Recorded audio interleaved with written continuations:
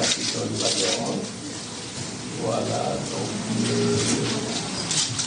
c'est aucune idée, donc le 26 septembre. 26 septembre, donc vous avez, bon, ça c'est l'information. L'information pour les délégués, donc l'inscription. Donc il y aura une nouvelle communauté de réception, donc une réception de ce soir du 26 pour les délégués.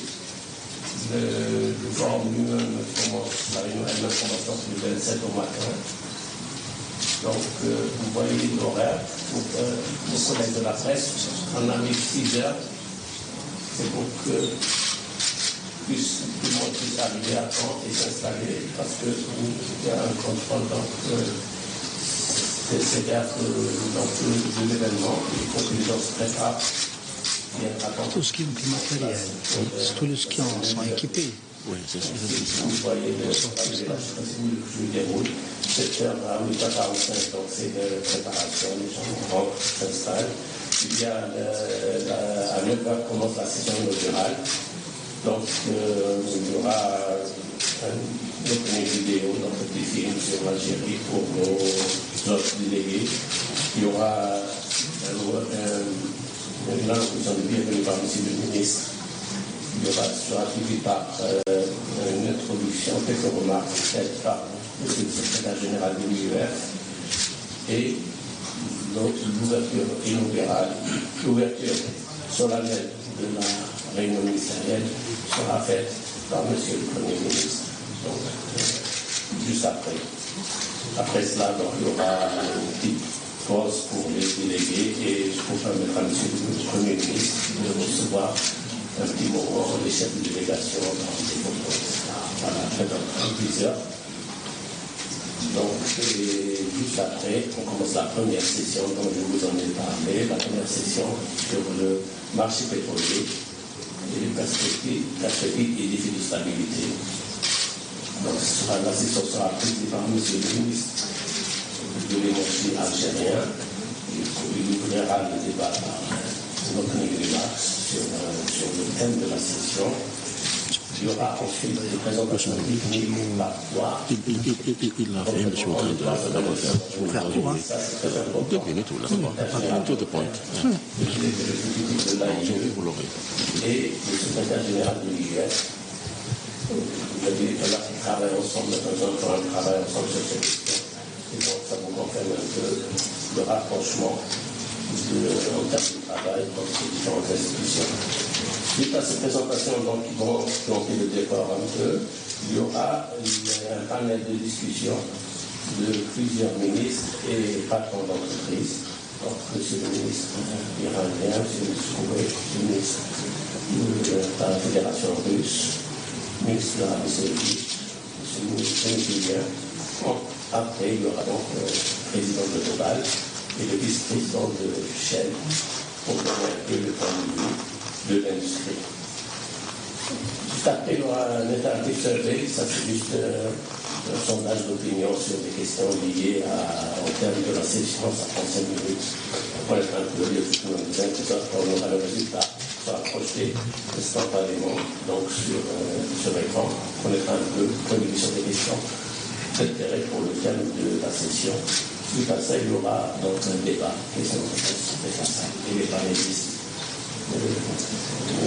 devront intervenir auparavant.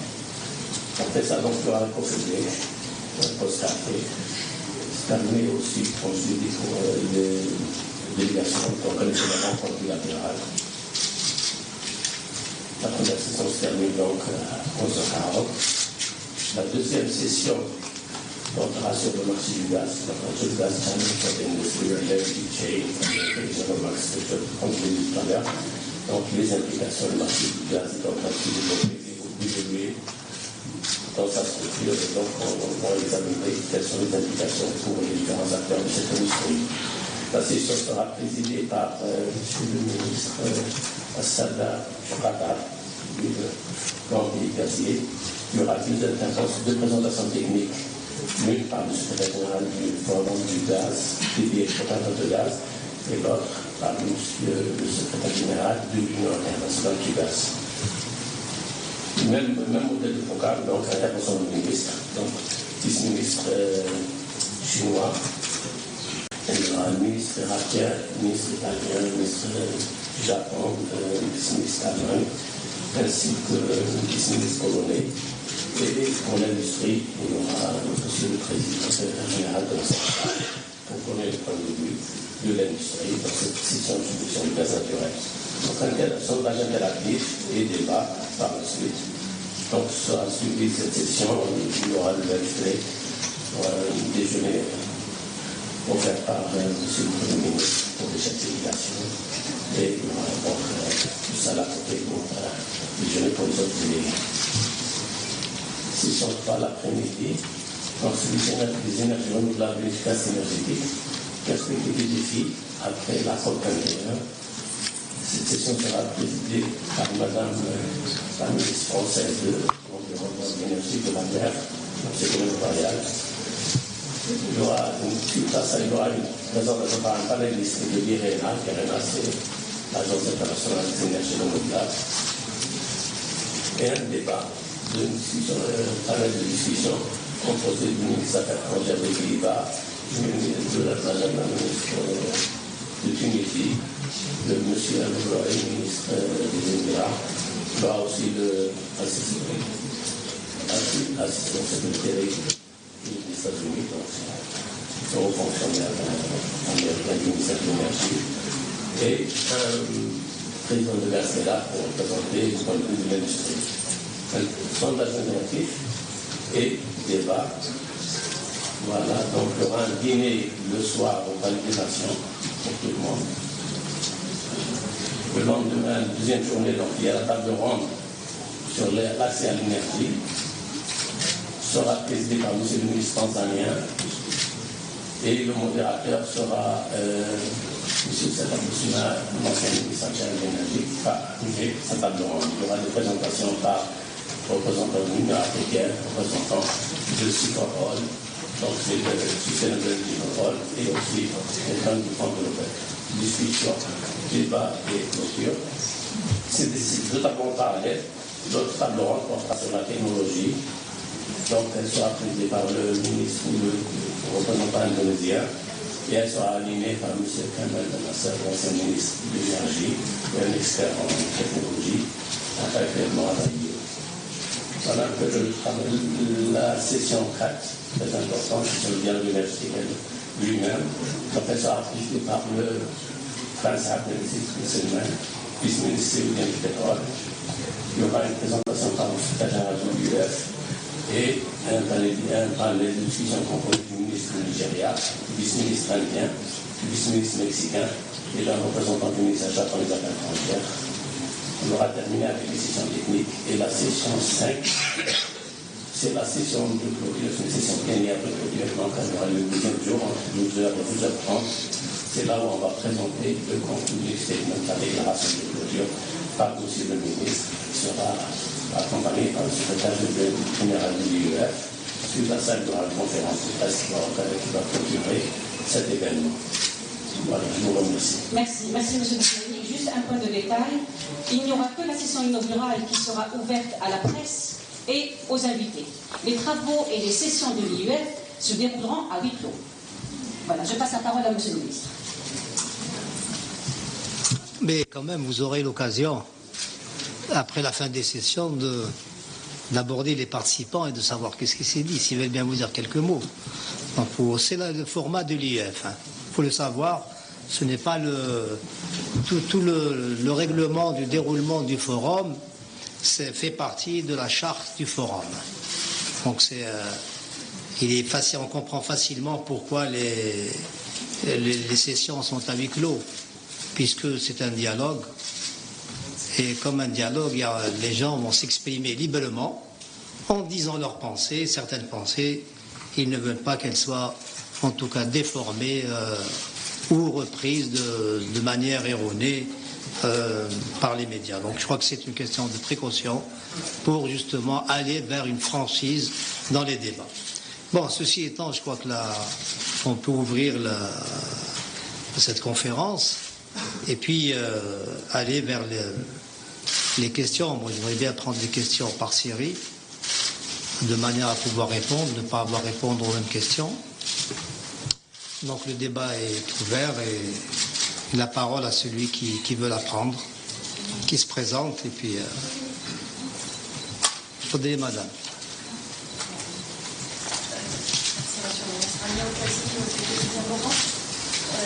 Le secrétaire général de l'OPEP a déjà déclaré, prévu, qu'il n'y aura pas de pétition à la suite de la réunion informelle, comme sont dans les titres. Mais par ailleurs, il y a beaucoup de responsables qui disent, à dire mon parent, qui disent qu'il y aura des décisions qui vont être prises. Est-ce que cela signifie que toutes ces propositions vont aboutir vers une réunion extraordinaire de l'OPEP? Merci. Merci. D'autres questions? Oui. Derrière, on les prendre. Oui. Est-ce qu'une déclaration en faveur du de la production à son niveau actuel pourrait influer sur le prix, faire remonter les prix, sachant que la plupart des pays produisent à pleine capacité et voilà. Et d'autres questions, est-ce que dans les conditions actuelles géopolitiques et économiques actuelles, un accord ou une déclaration sur la réduction de l'offre sur le marché est possible? S'il vous plaît. بها 3 heures قبل الواحد قبل تفضل. Je vais débarrasser par ce que vous allez dire. مع الوزير إلى جانب المنتدى العام للطاقة ربما تركيز الصحافة خاصة يعني حول القمة غير رسمية يعني سمعنا العديد من التحليلات من الخبراء والمحللين الذين يقولون بأنه أو هم يعتقدون بنجاح القمة وأنتم كذلك تحدثوا عن هذا الذي حصل بين روسيا والسعوديه وعقب المسائل التي قمتم بها، نريد ان نعرف من طرفكم مع الوزير ما هي المؤشرات التي تفيد بنجاح هذه القمه، وفي حال نجاح القمه متى سيكون ربما ان تكون قمه استثنائيه رسميه؟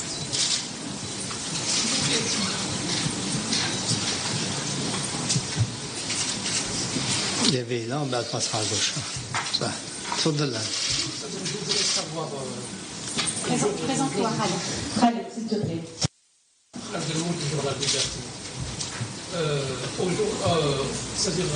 Aujourd'hui, je voudrais savoir si les 3 principaux pays, la Russie, l'Iran et l'Arabie Saoudite, aujourd'hui sont en faveur d'un consensus, en faveur du budget de la production. Est-ce qu'au jour d'aujourd'hui, il y a eu des déclarations ou lors de votre déplacement, on connaît bien la position de ces 3 pays, la Russie, l'Arabie Saoudite et l'Iran. Est-ce qu'ils sont aujourd'hui en faveur du gel de la production, c'est-à-dire qu'ils vont plafonner leur production, qu'ils vont décider de plafonner leur production? Très bien. Vous avez déclaré dernièrement que vous attendez à une suite, à une conclusion positive, que cette rencontre vient couronner une série de tractations. C'est-à-dire c'est vraiment une conclusion d'une série de négociations. Est-ce que cette série de tractations qui vous a amené à organiser la conférence informelle, les tractations, leur aboutissement sont positifs pour vous?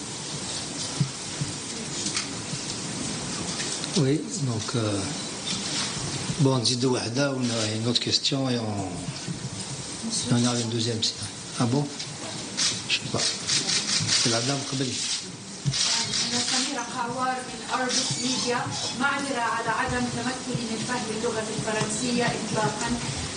لو سمحت معالي الوزير، ما هو السعر المناسب للنفط الذي يمكن دولة مثل الجزائر أن تفي باحتياجاتها وأن تستثمر في الأبستريم والغاز؟ وهل اضطررتم لتأجيل أي استثمارات في الأبستريم أو الداونستريم بسبب السعر السائد؟ شكرا. Bien, dis-nous à dire parce qu'on était dans on va s'arrêter sur le. مؤخرا صرحت السعوديه انه يعني هي توافق على تقليص انتاجها الى ادنى مستويات، شارطه ان تتراجع ايران عن قرار رفع إنتاجها إلى مستوى 4 مليون برميل في اليوم، يعني هل تتوقعون حدوث توافق وفك العقدة السعودية الإيرانية؟ شكرا. Tout d'abord, je crois que finalement, toutes les questions ne tournent pas autour de l'IF, si j'ai constaté. Car finalement, est-ce qu'une réunion informelle va effacer une rencontre qui est quand même aussi importante, sinon plus importante que la réunion informelle de l'OPEP? Puisque l'OPEP, elle, se réunit régulièrement et peut prendre une décision à tout moment. Donc il faut remettre la réunion de l'OPEP dans son contexte. Il y avait d'abord la réunion de l'IEF qui a été décidée en 2014 pour se dérouler à Alger. Donc ça, c'était l'événement principal. Maintenant, il est clair que les membres de l'OPEP participent également, ils sont membres du forum. Donc c'était une opportunité d'une rencontre qui a été décidée par le président de l'OPEP. Et les membres ont accepté, tous, de participer à cette réunion dite informelle. Donc je reviendrai d'abord sur cette question, puisqu'apparemment elle pose beaucoup de... J'en retrouve toujours en arrière-fond cette notion de formel et d'informel. Il faut savoir, dans les statuts de l'OPEP, il y a plusieurs séries de types de réunions. Il y a les réunions statutaires régulières, il y a des réunions extraordinaires, et puis rien n'interdit aussi aux membres de décider d'une réunion de concertation ou réunion informelle. Alors la réunion informelle ou de concertation, si on se réunit, c'est pour discuter d'une problématique. Ça veut dire qu'on ne se réunit pas pour discuter d'un point préétabli. Dans le cas d'espèce, il est clair que la discussion va tourner autour de la situation du marché. Alors, certainement, la situation du marché va être exposée. Les membres vont devoir donner leur appréciation sur cette situation du marché, et puis ils décideront. Ils peuvent décider deux choses. S'il y a un consensus qui se dégage, séance tenante. Rien n'interdit que cette réunion informelle se transforme en une réunion extraordinaire. Séance tenante. Les ministres peuvent le décider à n'importe quel moment de la rencontre. Comme on peut prendre aussi une décision de dire finalement, voilà les déterminants d'un accord, il faut le finaliser ou le formaliser et de renvoyer la décision à la réunion qui est programmée en novembre. Donc il ne faut pas exclure les situations. Donc aujourd'hui, c'est très clair que la situation, on ne décide pas d'une réunion informelle juste pour se rencontrer. C'est qu'il y a bien un ordre du jour important de la réunion informelle. La question, est-ce qu'on prend une décision ou on ne prend pas de décision? C'est ce qui va faire balancer la réunion formelle à une réunion, plutôt une réunion informelle à une réunion formelle. Donc voilà, donc il faut bien situer là. S'il y a l'urgence, si les pays estiment qu'il faut vite agir, il y aura une décision formelle. Dans tous les cas, il y aura une décision. C'est-à-dire qu'elle soit formelle ou informelle, une décision sera prise. On ne se réunit pas juste pour se saluer, se dire bonjour. C'est pas ça l'objet. Donc il faut être très très clair là-dessus. Maintenant, les discussions, est-ce qu'il y aura un gel, est-ce qu'il y aura une réduction, est-ce que ça va influer? Aujourd'hui, quand on observe la situation du marché, il y a plus une préoccupation de stabilisation du marché. Il est clair qu'il y a un déséquilibre très net entre l'offre et la demande, en faveur de l'offre. Ça veut dire surabondance de l'offre. S'il y a surabondance de l'offre, ça veut dire quoi? Ça veut dire un impact sur les prix.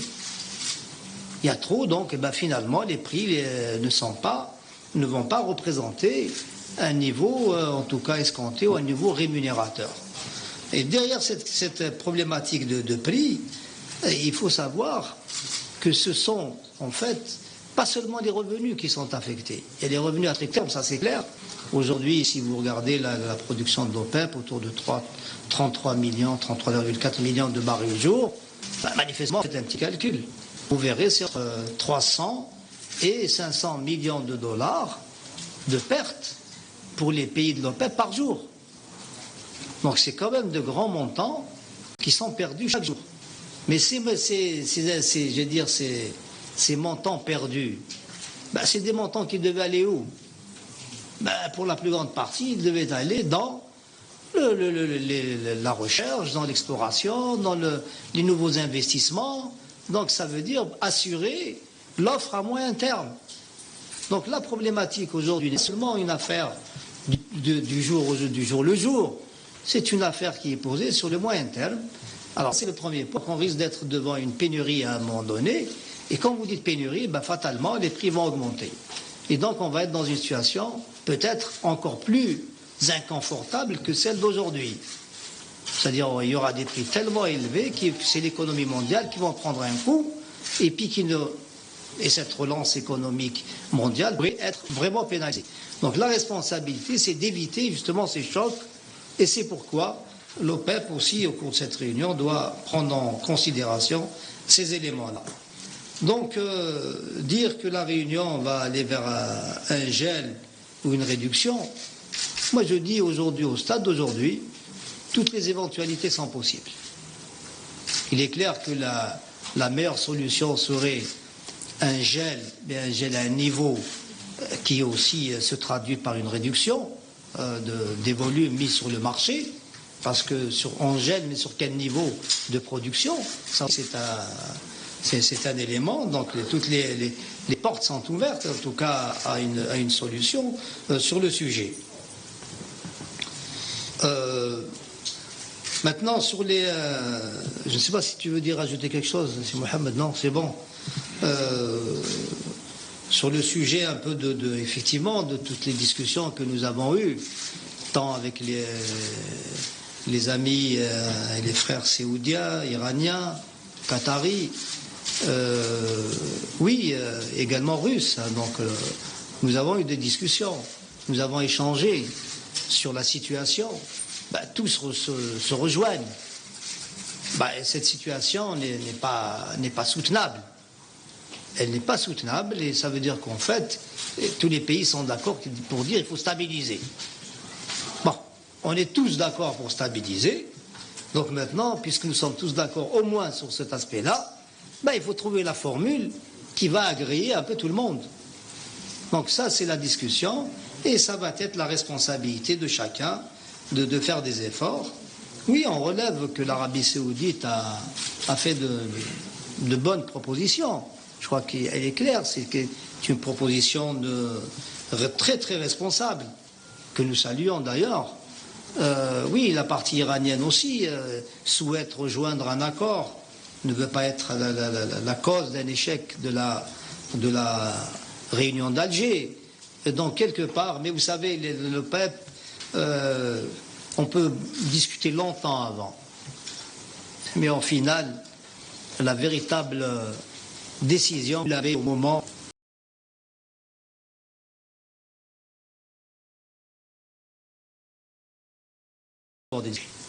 parce que c'est là où on pèse vraiment l'importance de la décision. Ben avant, ben, c'est normal, chacun va essayer tout en ayant en vue l'intérêt général, aussi de regarder ce qu'il peut tirer au profit de son pays. Ça paraît tout à fait légitime. Donc ça, mais à un moment donné, bon, il faut faire la part des choses, et peut-être que l'intérêt général, qui prend en compte l'intérêt particulier, sera l'emporter sur des décisions, j'allais dire, qui ne favorisent pas, en tout cas, une stabilisation du marché. Donc voilà, sur ce point-là. Donc est-ce que les pays sont favorables à un gel? Est-ce que les pays sont favorables à la réduction? Je vous dis, les pays sont favorables à stabiliser le marché. Après, le reste, c'est une technique. Quelle est la meilleure technique? Et quel est le calendrier? Est-ce qu'on veut aller plus vite, moins vite? Tout ça, parce qu'à la limite, on peut laisser faire. Beaucoup de pays déjà ont atteint leur maximum de production au point de vue capacité, et ben, on est dans un maximum. De l'autre côté, une demande mondiale, même si elle est timide, eh ben, elle est là. Donc c'est une question de point de rencontre. On peut se rencontrer en 2025, comment on peut se rencontrer en 2017 ou en 2018. Donc comment accélérer ce processus et réduire ces pertes qui sont énormes aujourd'hui pour tous les pays, pas seulement les pays de l'OPEP, hein, mais aussi pour les pays à moyen terme, pour les pays qui pensent tirer profit de cette situation de bas prix.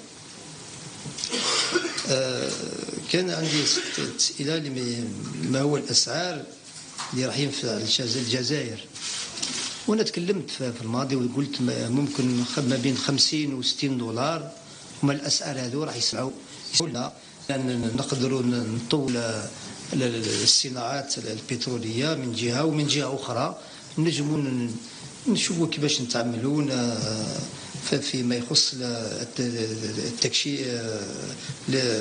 التكشيف المحروقات. هذا هو الهدف، هي نحبوا نوجدوا للمستقبل، هي متحتم علينا أن يكون الأسعار عاليين. ما كانش في الآن مؤسسة اللي راح تصمد في المستقبل لو كان الأسعار يكونوا تحت 50 دولار. وانا سمعت ان رئيس المدير العام توتال تكلم ما عندوش 3 ايام لقى توتال باش تطور كل الاستثمارات لازم الاسعار يكونوا من فوق 50 دولار. هذا ظل 50 دولار. كثير من الدول متفقين ان الاسعار يكونوا فوق 50 دولار. كان هو من الطرف السعودي عنده نظرة، قال كان ممكن نجمد ويكون تجميد من الانتاج السعودي على الانتاج اللي قاموا في شهر جانفي. هذا اقتراح من السعودي، وهذه كما تعرفوا السعودي كان في السعودية كان الانتاج نتاعها حوالي 10 ملايين و100 ألف بريل في بداية السنة، والآن وفات 10 ملايين و500 ألف بريل يومي. لا يرجع لبداية السنة، هو يتسمى دار خطوة اللي نقص ب 500 ألف بريل يومي. هذه ممكن تكون ثاني فرصة باش نلقاو اتفاق في هذا الاجتماع. Je crois que j'ai répondu. Oui.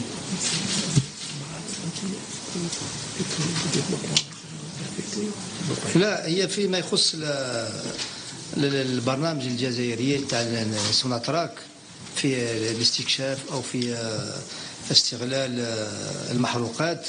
في الوقت الحالي هذا البرنامج يطبقوا في اي مشكل، وسوناتراك ما عندهاش مشكل في الوقت الحالي.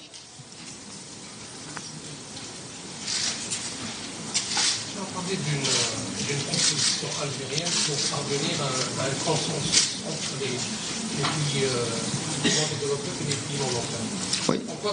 Pourquoi se résume cette proposition algérienne? Ça, c'est la première question. La deuxième question, il y a une thèse, certains spécialistes disent que actuellement tous les pays, enfin les plus gros producteurs veulent atteindre le maximum de leur capacité de production, et donc le moment n'est pas opportun pour gérer la production. Ils disent également que les prix que certains pays comme la Russie, un prix à 46 dollars le baril, à 48 dollars le baril, satisfait la Russie. Il y a des thèses qui sont contradictoires, qu'on voit dans la presse, et qui disent qu'on va aller vers l'échec de la région d'Alger. Je crois que si. Moi d'abord, sur cette question, puisqu'on y est, c'est d'abord que les pays veulent accroître leur production. Oui, tous les pays. Ça paraît être légitime, même l'Algérie. Le problème, c'est qu'on est dans un secteur où l'horizon n'est pas un horizon de court terme. On est sur un horizon de moyen et long terme. Quand on dit on va augmenter la production de l'Algérie, oui, on va l'augmenter en 2020. On ne pourra pas augmenter aujourd'hui, passer de 190, 180 millions de tonnes, équivalent pétrole, à 220 ou 240, à l'horizon, à 240 à l'horizon 2020, ça va demander 5 ans. Mais en 5 ans, il y a une demande à la fois interne qui augmente et une demande internationale qui augmente. Donc il faut regarder les choses en dynamique. Il ne faut pas lire il faut pas lire simplement au premier degré, il faut lire au second degré. L'Iran aussi dit que je veux atteindre 4 millions de barils par jour. Oui, elle va atteindre 4 millions de barils. Le tout, c'est quand? À quel moment? Et ensuite, vous allez avoir la problématique. Tout le monde dit, oui, moi, un pétrole à 40-45 $ peut être intéressant pour moi. Mais la question, pour combien de temps? Mais si vous avez un excès d'offre, c'est que même les 40 $ ne seront pas garantis. Nous, s'il y a un excès d'offre, moi, je vous garantis des prix à moins de 30 $. Alors, si on veut des prix à 30 $ de pétrole, la seule façon, c'est de ne pas trouver d'accord. On aura un prix à 30 $. Donc, la responsabilité est extrêmement importante.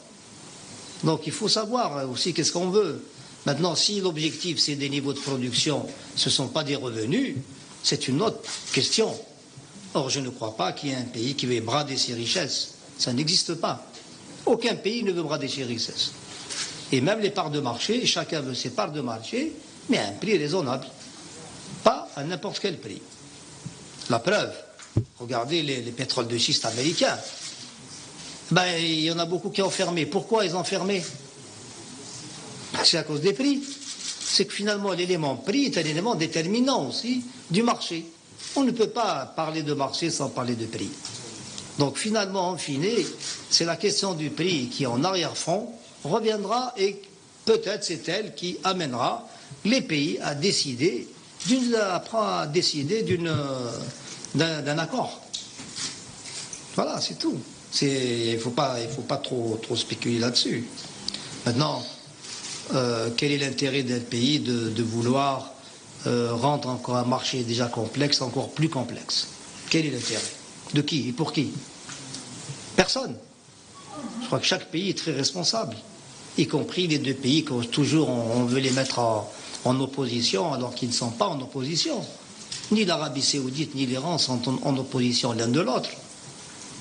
L'Arabie Saoudite développe une vision de marché, une vision de responsabilité. Elle propose des solutions consensuelles, en tout cas qu'il faut en tout cas saluer comme très responsables. L'Iran pose une problématique. Elle peut être vue dans un sens comme une problématique acceptable, elle peut être vue comme une problématique technique, comme elle peut être vue comme une problématique politique. Donc, c'est un peu tous ces éléments qu'il faut traiter pour aller vers une solution consensuelle. Et c'est l'objet des débats, c'est l'objet des rencontres. Donc, on ne peut pas se mettre à la place des membres. C'est les membres réunis qui, eux, trouveront la meilleure voie et la meilleure solution. Autrement, avant la réunion, toutes les réunions, c'est pas seulement l'Algérie, la Russie ou le Qatar ou l'Arabie Saoudite, il y a eu beaucoup de rencontres entre les autres pays entre eux. Ils sont en dialogue permanent. Le secrétaire général de l'OPEP lui-même ne cesse pas de faire des simulations, des évaluations, justement pour éclairer. C'est un peu tous ces éléments-là qui vont être mis sur la table à la réunion d'Alger, et puis on verra le résultat. Nous, en tout cas, on reste optimiste parce qu'il faut qu'on soit optimiste. Si on n'est pas optimiste, qu'est-ce qu'on fait? C'est notre rôle, c'est de travailler jusqu'au bout. Nous, on va travailler pour rapprocher tous les points de vue et pour que la réunion d'Alger soit un succès dans tous les cas de figure. Il n'y aura pas d'échec de la réunion d'Alger. La réunion d'Alger, si on arrive avec un accord, c'est très bien. Si on arrive avec les éléments d'un accord, c'est aussi bien. Parce que jusqu'à aujourd'hui, nous n'avons rien entre les mains. Nous sommes sortis de Doha avec, en tout cas, sans aucune orientation. Et le marché, on voit le résultat. La réunion de l'OPEP qui s'est tenue en juin n'a pas également pris de décision. Elle a renvoyé, éventuellement à une rencontre à Alger informelle, mais ce n'était plus à une éventualité puisqu'elle a été confirmée. Mais le fait même qu'elle soit confirmée, que tous les pays aient confirmé leur présence, ça veut dire quoi? Ça veut dire qu'on accorde l'intérêt. Si vous n'accordez pas d'intérêt, vous ne venez pas. Donc il faut quand même objectiviser positivement la situation et non pas simplement voir des aspects. Mais il faut se mettre dans la tête que ce n'est pas des discussions faciles. Ce n'est pas un blanc ou un noir, hein. C'est vraiment quelque chose de très complexe. C'est un processus extrêmement technique aussi, hein, au-delà de politique et financier, mais il est aussi technique. Proposition algérienne, elle est faite aux membres. On prend une dernière série de questions. Hein.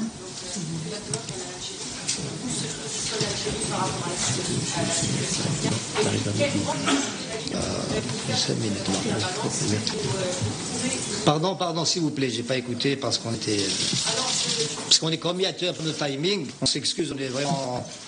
Oui, désolé. L'Algérie par rapport à la situation mondiale, et puis quel rôle peut jouer l'Algérie pour faire pencher la balance, pour aller vers cette stabilité dont vous avez parlé. Pour être franc, beaucoup de pays attendent beaucoup de l'Algérie. Parce que l'Algérie a de très bonnes relations avec l'ensemble des pays.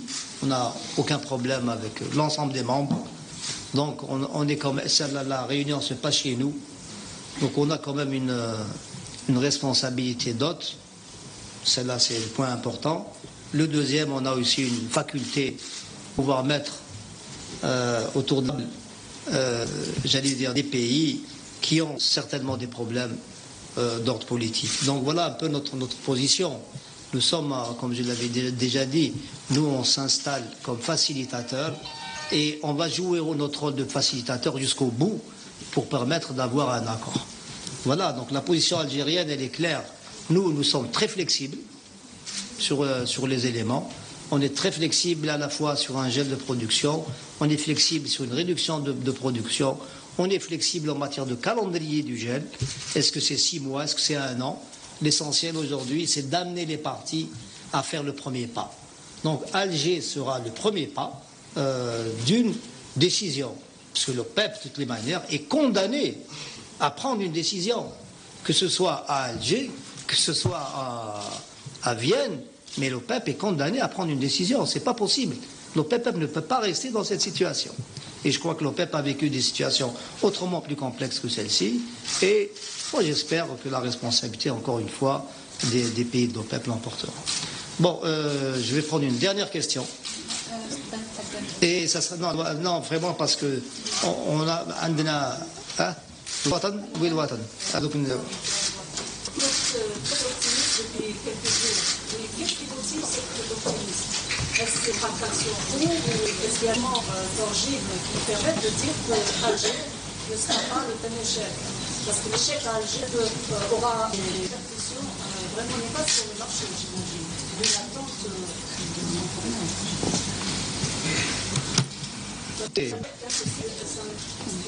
Oui, mais vous voulez quoi? Qu'est-ce que vous voulez que je vous dise? Il va y avoir un échec. Qu'est-ce que vous voulez comme réponse? Je suis pessimiste. Pourquoi je vais être pessimiste?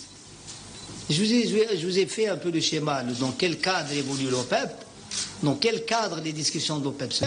Et nul en matière de l'OPEP, ça c'est la règle, hein, jusqu'à aujourd'hui. Avant la réunion, personne ne peut vous dire exactement ce qui peut sortir d'une réunion de l'OPEP. Même si Hamel, qui est gouverneur au sein de l'OPEP, peut dire 2 mots sur ce sujet-là. Personne. Nous aurons finalement entre les mains la position lorsque tous les ministres seront autour de la table. C'est à ce moment-là que les décisions se prennent. Et donc il y a une incertitude. Mais madame, en 2008, avant la réunion d'Alger, vous avez une certitude? À 10 minutes de la rencontre, personne n'avait la certitude qu'une réduction aurait été décidée. Elle s'est décidée pratiquement au moment de la séance. Et donc c'est la responsabilité. Là aussi, il faut savoir, il faut comprendre le climat, il faut comprendre les enjeux et il faut comprendre aussi des négociations. Donc chacun va essayer de pousser au maximum par rapport à ce qu'il espère tirer, mais à partir d'un moment, il y a toujours l'équilibre qui se fait. Est-ce que 100 000 barils vont me permettre de gagner plus ou de perdre? Et à un moment donné, c'est ça la question. Si pour gagner 100 000 barils, je vais perdre $1 milliard, peut-être c'est pas intéressant.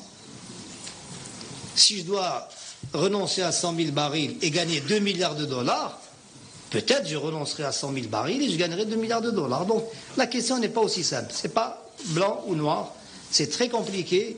Et le mécanisme de décision de l'OPEP est un mécanisme extrêmement compliqué. C'est un mécanisme d'abord qui est humain et qui a d'autres considérations. Et c'est pour ça que personne ne peut vous dire, avant que la réunion ne se tienne et avant qu'elle ne s'ouvre, qu'on aura un résultat ou pas.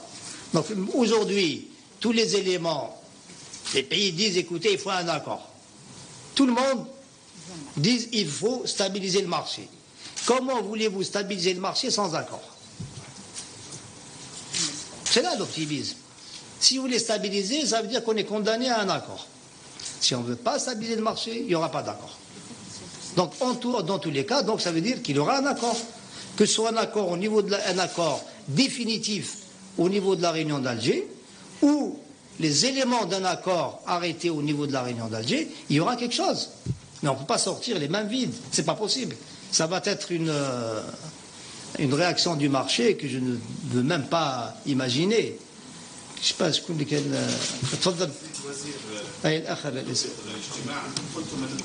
Présentez-vous, s'il vous plaît. أنتم قلتم أنكم متفائلون جدا بهذا الاجتماع وتطالبون الأوبك باتخاذ قرار جدي لأنه وضعية السوق وصلت إلى مرحلة لا تحتمل في العالم. أولا أنتم متفائلون، ثانيا كيف يمكن هذا الاجتماع أن يصبح رسمي لأنه يقال أنه استثنائي؟ والله أنا كما الآن حنشوفوا الإنتاج تاع الأوبك لكل البلدان ياكل 33 مليون و400 ألف باريل يومي. أن هذا الإنتاج عالي كثير. ما لا نكملوا بهذا الإنتاج ممكن يكون استقرار في السوق ما بين 2018 2019. يا هل ترى هذا الشيء مقبول ولا لا؟ في الوقت الحالي بعض البلدان يقول لك الشيء هذا ما هو مقبول، وهذا اللي راح يسمح لنا باش نقول في الاستماع تاع الجزائر ان شاء الله نتمناو يكون قرار جيد اللي راح يوصلنا لاستقرار السوق. هذا من السؤال الاول. والسؤال الثاني قلت لي تاع ويا كيفاش تحول. انا كما تكلمت قلت في القانون الاساسي تاع منظمه الأوبك تقول ان الأعضاء تاع في الاجتماع كي الاجتماع يتفتح هو رئيس المنظمة والآن هو رئيس الجلسة ممكن يأخذ القرار أن يحولوا لو كان أعضاء الأوباب يقبلوا يحولوا إلى اجتماع رسمي، وهذا في القانون الأساسي يسمح الشيء هذا. لا كل البلدان متفقوا باش ياخذوا قرار دوك يحولوه الجلسة تتحول كجلسة رسمية. هذا هو هذه حاجة ممكن تصير، وحنا نتعاملوا باش ان شاء الله هذا الاجتماع غير رسمي يتحول الى اجتماع رسمي. واشكر لكم جميعا. يسلمكم صحة. Voilà, c'était bon, tu vas pouvoir.